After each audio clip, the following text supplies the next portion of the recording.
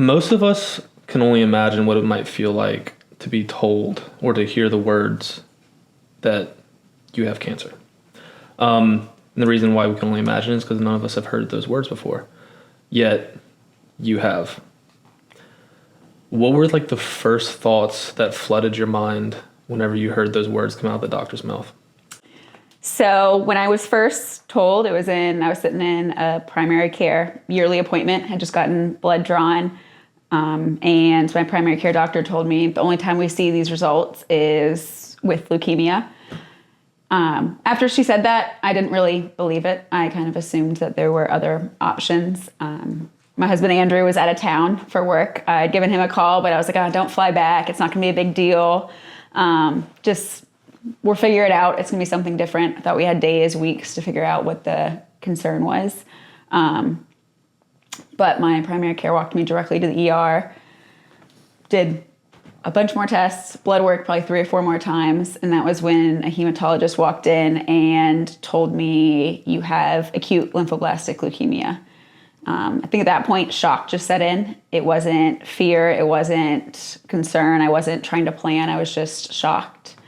Andrew was still out of town, so I was still alone at that point. And so I think even from the first time he said, I knew I could handle it. I knew I could conquer it. It wasn't fear. It was just shock of what was happening.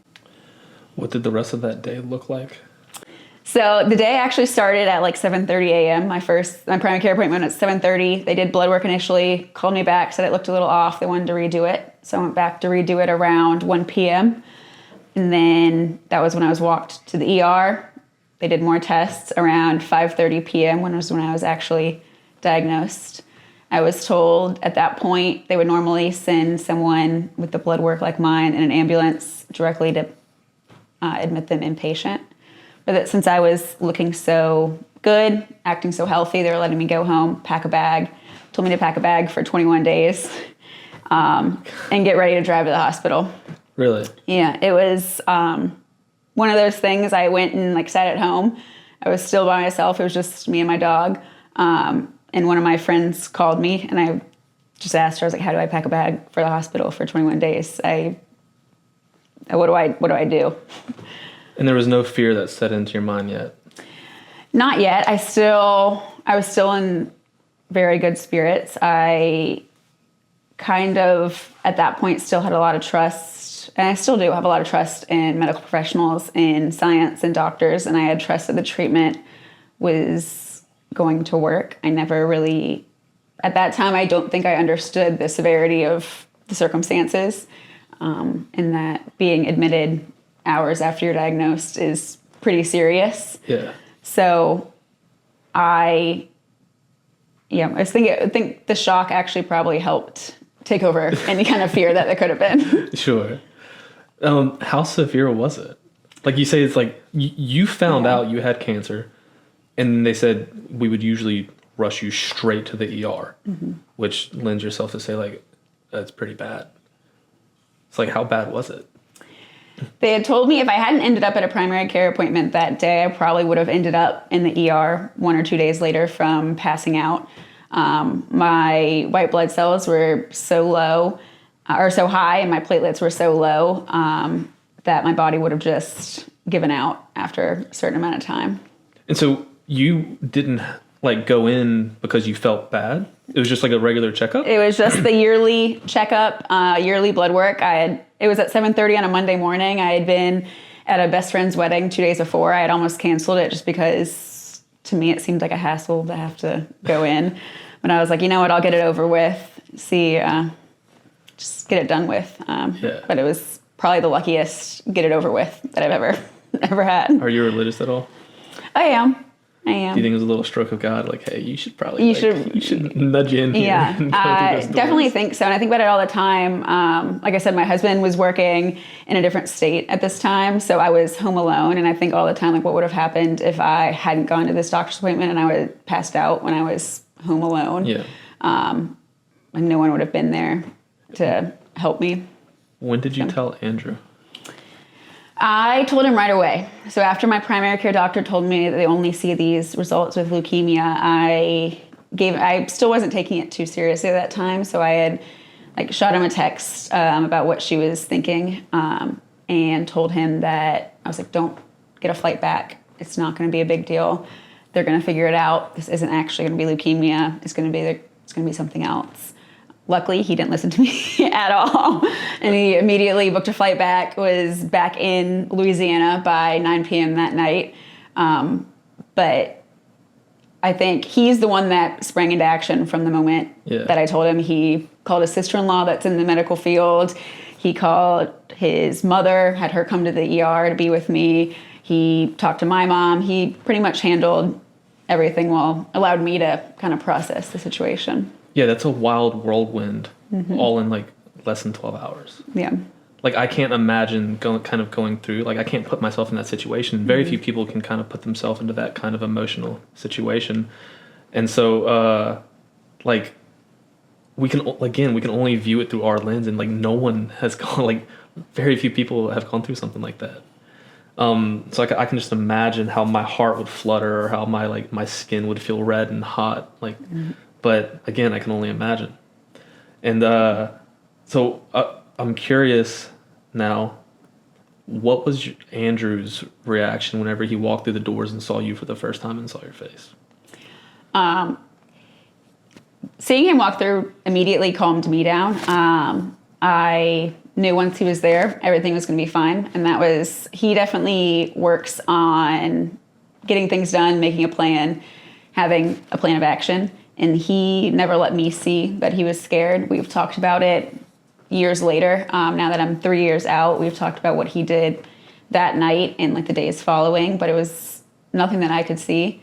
So in front of me, he was calm, great. In the background, he was calling insurance, calling my office, calling doctors to get a kind of breakdown on what acute lymphoblastic leukemia was. He was Googling. He was doing a lot more than I actually saw.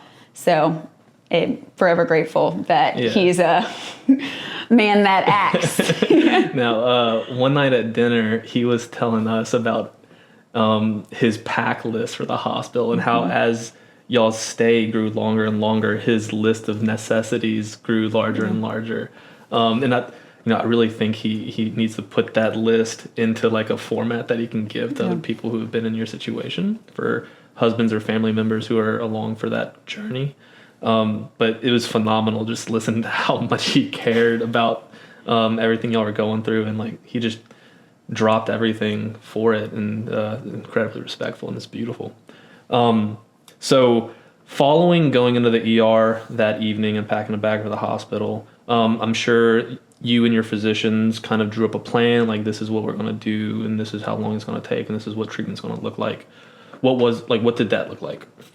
So 2 days after I was diagnosed, I started a high-dose chemo regimen. It's called hyper-CVAD. It's about 4 or 5 different chemos stacked on top of each other throughout a week span. So I was getting infusions that whole week.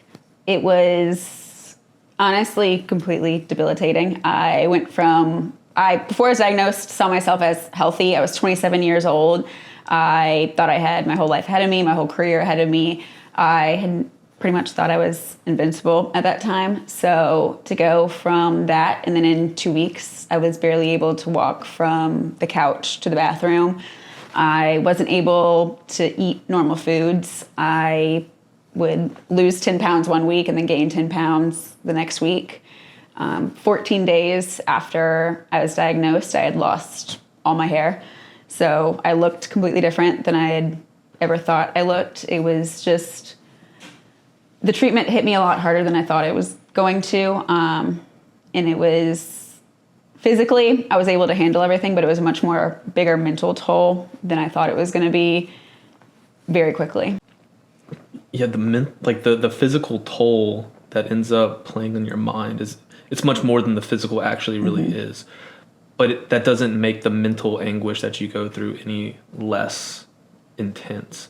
Yeah. And so like how did you kind of navigate through these extremely difficult changes, and like what was your body like physically was going on? Because like you said, like you were extremely active, super healthy, like doing whatever you wanted, to I can hardly walk.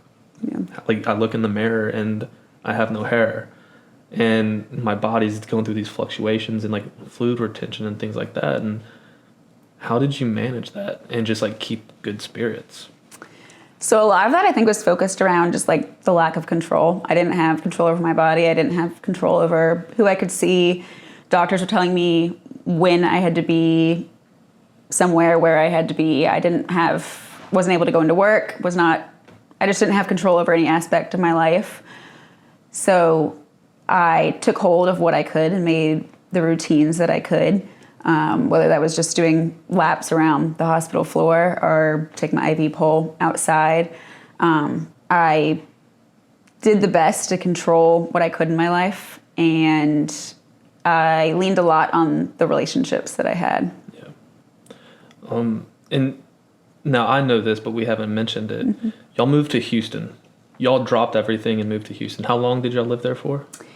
So after 3 rounds of chemo, I just had in this... Louisiana, you did the chemo in Louisiana, in New Orleans, I had this like deep feeling that they were getting me ready for a bone marrow transplant. That just didn't feel right. I could not see myself getting a bone marrow transplant in New Orleans.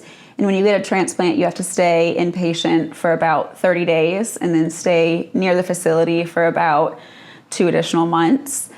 And so in my mind, I really couldn't, it just didn't feel right. And again, back to my husband having everything under control. He made the right contacts and found out who we should meet with at MD Anderson. We scheduled an appointment. They told us to plan to be there for 3 days for testing. So we packed a bag to go to Houston for 3 days. The first appointment we walked into, we were told, treatment's wrong, we're changing it, you're gonna live here now. And so that next day we found an apartment and we went from living in Louisiana to living in Houston in 48 hours. So it was a big, again, lack of control, big change in our life. Yeah. You keep mentioning like there's only things that I can control, and like a lot of things are quite out of my hand. And I think that's a beautiful way to look at things just in life generally, which like a lot of us want to be able to control every little thing in our life, you know, where our career takes us, where school takes us, where this relationship takes us, like this, that, and the other, what house I live in. And we want to be able to stranglehold them and bend them to our will. Yet there's so many twists and turns in our life that we really can't. And I think a lot of us lose a lot of peace trying to keep the chains on like the life that we want and the way we want like the world to operate around us. And so like, did that acceptance of a lack of control give you some peace? It definitely took me some time to get there. It wasn't something that like immediately hit. But once, I think 3 months in, I kind of accepted that this is what's going to happen to me. The first 3 months, I was just waiting to be done. And I was like, once I'm done, we're going to be better. I'm going to go back to this normal life. It's all going to be okay. And then it finally just kind of hit me one day that I have to accept where I am right now and try to enjoy life the best I can right now. And that kind of made me realize moving to Houston, it was kind of isolated, my husband and I, which in a way really strengthened our relationship. All we had to focus on was us, my health, and what we needed. It allowed us to be selfish. And so just focusing on those things that we could control and what could make us happy definitely it changed my mindset for probably the rest of my life. Hopefully it stays with me for the rest of my life. Yeah, which I want to get to a little bit later. I have a question about that. Absolutely. Remind me, now you might have already mentioned it, how long did y'all live in Houston for? We were there for 6 months. Did Andrew stay with you the whole time? He did. And so before you were diagnosed with leukemia, y'all were both very career driven. Mm-hmm. What did you do as a profession prior? I was an attorney. So when I was diagnosed, I was about 2 years into my legal career. And Andrew? He's a mechanical engineer. So both very career driven, getting established in your careers, and pause button. Like out of nowhere, pause button. We're in a different state. You couldn't work. Was Andrew able to work remotely? He was. He worked remotely the whole time we were in Houston. His company was great. Yeah. How difficult was it to just like going from so like focused on this is what life is and this is where I'm going to pause button, new movie. Mm-hmm. Like it's completely different. Like that completely different perspective on life. And like how did your perspective on your new life change in that moment? So 2 big things came out from that. The first one, I struggled a lot with my life being on pause and everyone else, all my peers still moving forward and not having to deal with something so heavy. And then I also got out of that when I was in my career, I kept telling myself, oh, when I get to this next point, it'll all be okay. I just have to make it this many years. It doesn't matter that I'm working 80 hours a week because once I reach this point, I'll have made it. It'll be great. I'll be happy. My diagnosis taught me that every day isn't guaranteed. So sitting there saying, oh, in 3 years, I'll have what I want and it'll all be better. It's just not worth it. It made me realize that I kind of prioritize what I thought was important, and time with the people I love is more important than spending time working for these other goals. Now, still career-oriented, still love my career, still find it really interesting. I just kind of prioritize my time with it a little differently now. Yeah, that's a incredibly beautiful realization out of nowhere. Mm-hmm. Because most people, you're right, like we live our life saying, when I achieve X, then I can be happy. Yeah. And so we live our lives in this constant state of, I'm not happy yet. And when I get somewhere that I am not yet, I will finally have made it. Yet when we get there, it's just this new wheel that we step onto. There's like, always something else that you're working for. 100%. Yeah. And it seems to be the most driven people who care about that next thing who are the least happy. Mm-hmm. Whose mind is never present, whose body and spirit and emotional well-being are never in the day that they are living. And do you look at that do you still hold on to that mindset today? One of the biggest things I struggled once I finished treatment and was going back to my quote unquote normal life was reconciling the new perspective I had and then going back to the same career, same day-to-day, same expectations. And that's what I ended up changing my career probably 3 months after treatment, just because I went back to the normal 60 to 80 hour work week, went back to seeing my husband only really 1 day a week, was working 6 days a week.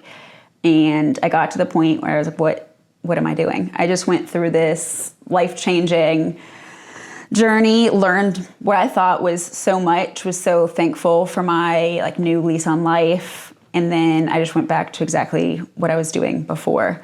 And that wasn't working for me. So I completely made a change in my career. I still am in the legal field, still enjoy that part of it, but I just now work 40 hours a week. If something comes up with family, that trumps work. If my work suffers because of that, it's worth it to me.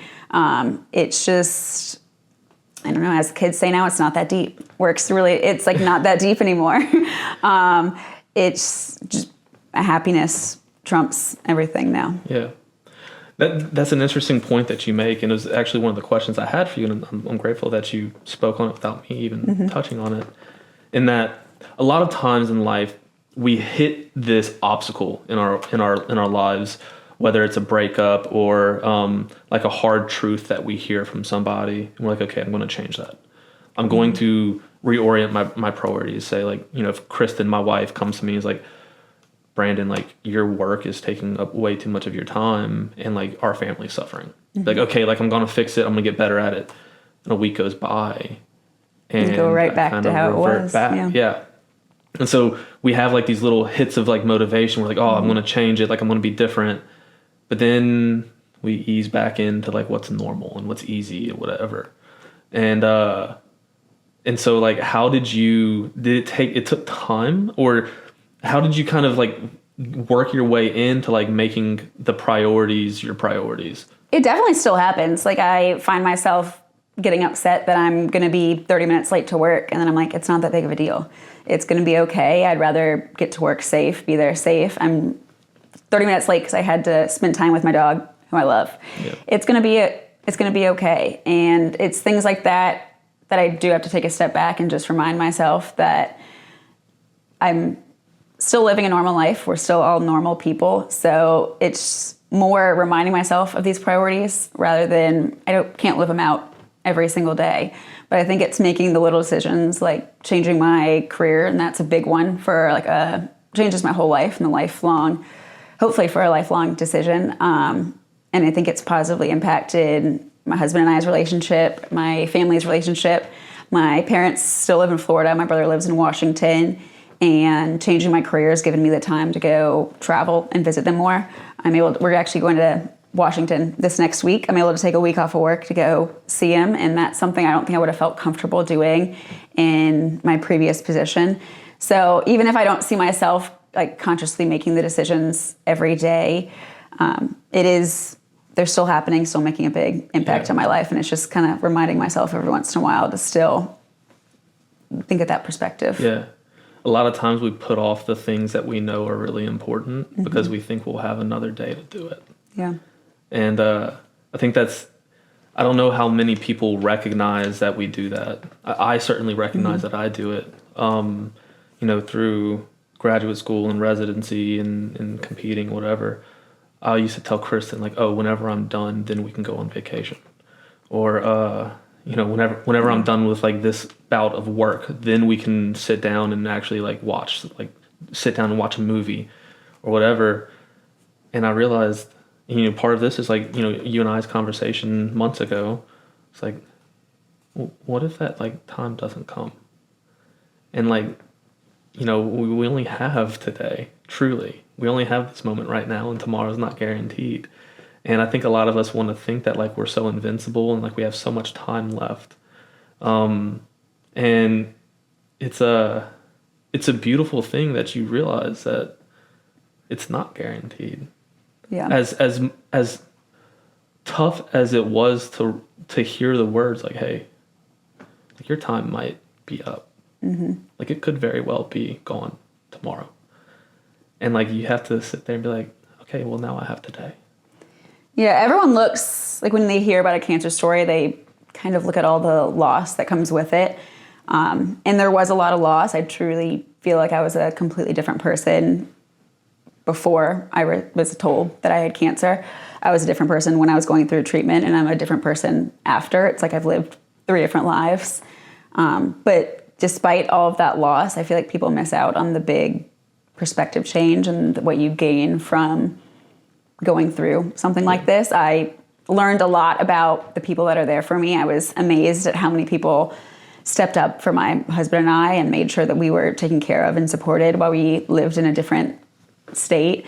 The perspective change was something that I feel so grateful to have gotten so early in life. And it's really one of the biggest things that I was talking to one of my PAs one time about possibly changing my career, and she mentioned no one on their deathbed is sitting there wishing that they worked more. They're wishing they spent more time with family, or wishing they went on more trips, wishing that it's never about work, never about wishing they had made more money. It's always about wishing they had spent more time with people. So even though there was a lot of loss, I think I honestly gained more from going through this at such an early age, and I feel blessed with that. It's beautiful that it takes a certain person sometimes to recognize the good inside of the bad.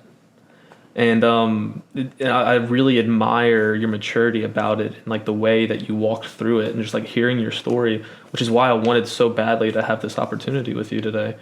It's it inspired me in so many ways, listening to you and Andrew talk through it. And see y'all's relationship be completely different today with each other, with yourselves, and with other people, your family. And so we've talked about the difference in perspective. I'd much family time and like those moments where I'm with loved ones has now taken a priority and it's not work anymore. And how did those relationships change? How did your perspective inside of the relationship change? Like, yes, it's a priority, but how did it become different, especially like you and Andrew? So, like I said, Andrew and I thought we became a lot closer during my treatment just because it was just us. We were in this little bubble. We were able to focus on just our relationship. That doesn't mean there wasn't any tension. We definitely struggled when we moved back to Louisiana, transitioning from the caregiver-patient relationship back to husband and wife. That's an interesting point. Yeah. You had a transition out of the caretaker-patient relationship. Expand on that.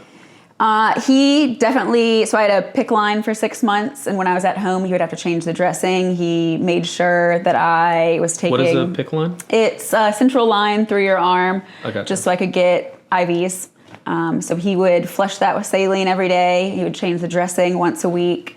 He would make sure at one point I was taking like over almost 30 pills a day, and he was making sure I was taking those pills when I needed to take them every day. So he was making sure I hit every appointment. He was attending every appointment with me, listening to everything the doctors were saying, recording it, sending that recording to my families, making sure they were all updated. He, like I said, took control of everything, which was amazing, but it definitely was a transition where you didn't have all of that to do, to just be husband and wife, not be concerned about where I was going, being concerned about the germs I was being exposed to, any little sickness I had, any symptoms I was having. So it definitely took us time. I think it both took us time just to go back and be kind of out of that fight or flight feeling and going back to that normal life. But it made us appreciate each other a lot more. I obviously appreciate everything that he did for me during that whole time. But one of the statistics that amazes me the most is when a husband and wife, if they're diagnosed, one of them is diagnosed with cancer, if it's the wife, they're like 25% more likely to get it divorced. The husband's more likely to leave. Really? Which is crazy to me. But it never once crossed my mind that he was ever going to walk out. Why do you think that is? I think a lot of it has to do with just the women's more of the caretaker. A lot of the times in the relationship, they handle a lot of, I think it's the normal, like if they do like the house roles, and those fall when they go to go into treatment. It's a sad statistic. I hope it changes soon. Sad reality. But feel thankful that it was something that I never had to even consider. Yeah. I wish I could interview Andrew. He's sitting right over there and listening, but sorry, dude. Can't interview your take on it. He would have a lot to say. That man loves to talk. Yeah, he does. Yeah. We wouldn't even need a mic for him. No, yeah. You can hear him from over here. Yeah, that's a really sad statistic. And I wonder if there's a place for y'all to share. And I guess this is a place for y'all to share that, and like how he was able to switch his roles and be that person for you.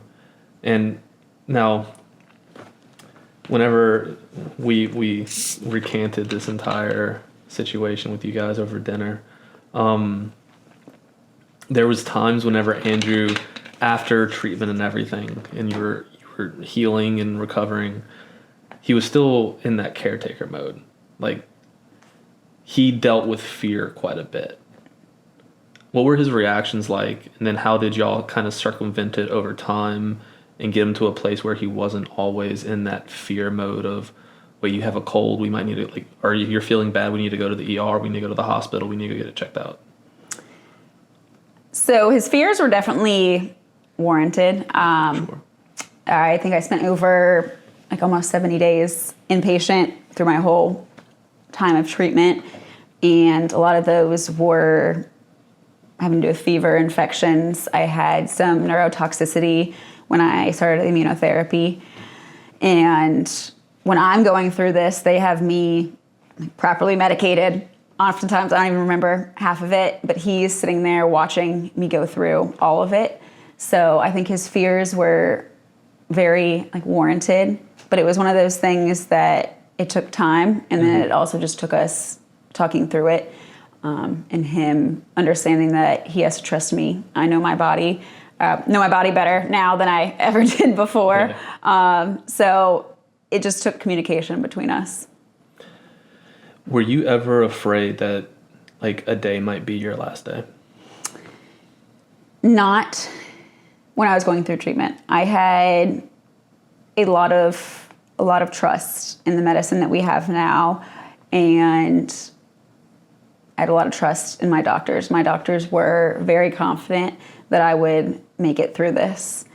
And I definitely think now if I had a reoccurrence, I would have a lot more fear going into treatment, but everything I was doing at that time was something new. I never knew what to expect.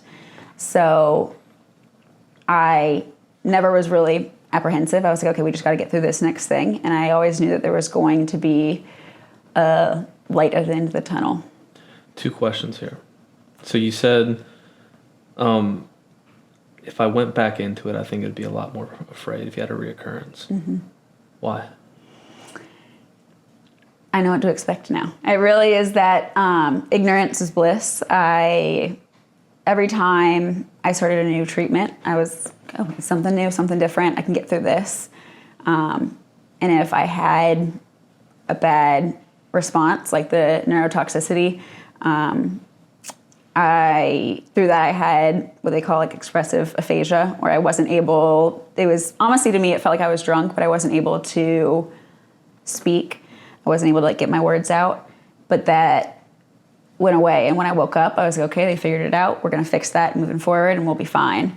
But I think if I went back into it again, I would have concerns of that happening again. I know what to expect side effect wise. It's just knowledge, I think. Yeah. That's an interesting take, because going through it the first time, you're right, you didn't know what to expect. So like the pain was new and you're like, okay, well, like this, we can get through this. And like, but now you're just like, I know the pain that I'm about to endure. Yeah. I know it's about to come and I have to deal with it again. Wow. Which is kind of backwards, I feel like, to a lot of people think. A lot of people, I think, want to know what to expect, want to know what they're going to feel. So no, it makes sense. It's interesting. Have you ever run a mile as fast as you can? No, actually I haven't. You've run a marathon, though. I've run a marathon. I've run 2 marathons. Yeah. And going into that first marathon, you've had like some long runs under your belt. But like going through that run, the marathon the first time, like it's your first time. Mm-hmm. So the pain is new. Yeah. But then when we line back up for that race again, we're like, scared again. Yeah. I know it's going to hurt. Mm-hmm. And so it's a whole new kind of fear. One's a fear of the unknown. Yeah. And one's a fear of the known. Mm-hmm. And those fears can be equal. Yeah. Or completely different, quite frankly. Mm-hmm. So that's profound. Like truly. Yeah. To say like, I'm more afraid of a recurrence because I know what it felt like the first time. That makes me pause. Yeah. Because like I think about that. Wow.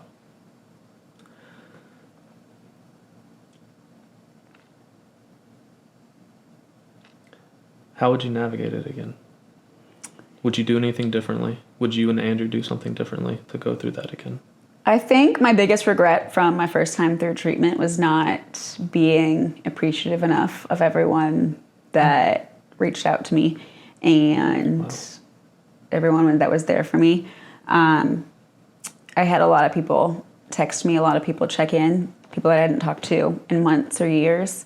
And I think it had to do with the shock, but also I think it was mostly shock. I failed to respond to a lot of people that reached out to me. And I didn't thank a lot of people that were there for me and supported us. And I think I just want to be a little bit more present if I go through it again and make sure that I actually realize how much support I have. What an incredible human to be. If I went through this again, I would hope that other people knew I was very appreciative. Not, I'd bring my fire stick to it. I would know to bring the fire stick. Oh, Andrew's got that. Yeah. If I went through treatment again and went through the hardest thing in my life again, I would simply want other people to know how thankful I am for their help. That is absolutely incredible. With your new lease on life, what are let's backtrack, because there's one more question I had that I forgot to ask. You said as we went through each stage, you're like, okay, when I get through this stage, we will be good. Whenever I get through this treatment, we'll be good. We'll figure it out. We'll figure it out. It's the same perspective you had in your job. Whenever I get to this promotion, then I can ease back and I'll be happy again. Do you think that mindset is very powerful to be like, okay, I've got this goal. I've just got to get through this shit now so that I get to the roses on the other side? It is. I hadn't thought of that in the mindset that you just said, but I do think, honestly, that was one of the things that got Andrew and I through it, was the having to focus on the little wins, that having a good round of blood work, getting through 2 more days of treatment, starting a new treatment without getting a fever. It was the little wins that we had to focus on, because if we were just looking at the big mountain, we just had to get through cancer, that would have taken We just forever. had to get through cancer. There's no just in that. I'll give you that. But that is what is so beautiful about these stories, is that the mindset that you have is applicable to everyone in every walk of life. Yeah. And they can use the lessons that you've learned and that you are now telling us in every walk of their life. If I can get through this really hard time, I've just got to get through it. I've just got to get through it. You know, there's a story of like addicts, of like, you know, I'm 365 days sober. I've made 1 year. Like, well, It's do you only think you'll a be year. sober forever? Yeah. I don't know, but I'll be sober for 1 more day. Like, just 1 more treatment. 1 day at a time. Yeah. My God, that's beautiful. That's incredible. So, with your new lease on life that you have, and I'm sure you think about this regularly as we've talked about today, what are the things that you want life to look like moving forward? What are the goals you have for your life to move forward? Maybe it's in your job, in your profession, in your relationships, whatever it is. What are the things that you're looking forward to and that you want to start striving for? Or that you are striving for, not start, but are striving for? Really, first thing that it has to do is with the people in my life. Making sure, as my parents are getting older, making sure I'm spending enough time with them. As my in-laws are getting older, spending time with them. It's really about making sure everyone in my life knows how much I love them and how much I do want to spend time with them. And then after that, like I said, I'm still career oriented. I still want to do well in my career. Still would love to be 40 under 40 in Baton Rouge. Still would love to make those achievements. But then I also have added, I've always loved to give back, but advocacy and volunteering has just become a big part in my life as well. What kind of volunteering or advocacy have you gotten into? So my husband and I we've done fundraising for the Leukemia and Lymphoma Society, and then I now do lobbying with the American Cancer Society Cancer Action Network. That's amazing. We mixed both together. When my first year out of treatment, we decided to run the New York City Marathon, my husband and I, with the Leukemia and Lymphoma Society. And that gave me the option, to fundraise, which to me felt like I was giving back to an organization that helped my husband and I learn a lot about the disease I was going through. And B, the marathon side helped me kind of, what I had mentioned earlier, the control that I felt like I had lost of my body. Proving myself that I could run a marathon helped me take that control back and kind of show that I can get through anything, I can do anything. Yeah. And if I want my body to run 26.2 miles, it's going to run 26.2 miles. Even if it's not fast, it'll get through it. You're preparing for another marathon right now, huh? We are. We're running the Marine Corps Marathon in D.C. in October. And this weekend you've got a long one, huh? We do. We're supposed to do 19 miles this 19 weekend. Miles. Yeah. 10 at race pace. Yeah. I remember. Yeah.